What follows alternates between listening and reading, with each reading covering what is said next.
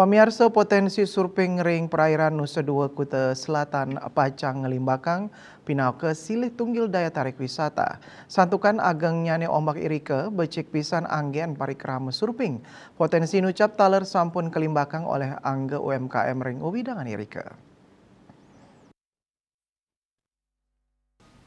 General Manager dan Nusa Dua I Gusti Ngurah Mausang, perairan Nusa Dua miwah terumbu karang madrebe pekantenan sane luwih pisan, sane madrebe potensi side kalimbakang inggih punika angken wisata surfing.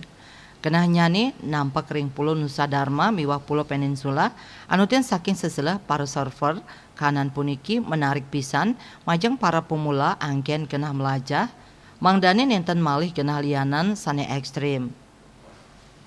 Manut Dane sawetara wisatawan nganggen kenah irike dados kenah latihan-latihan. Mecanten potensi puniki sida kalimbakang dados silih tunggil value ring widangan Nusa Dua sanes sida kapromosiang. Lianan punika pacang kawedarang ring samian tenen utawi hotel-hotel ring Nusa Dua. Tios ngelimbakang spot tourism inggih punika surfing ring pulau peninsula antuk potensi waterblow wenten taler sawetara spot sanes sampun kalokta.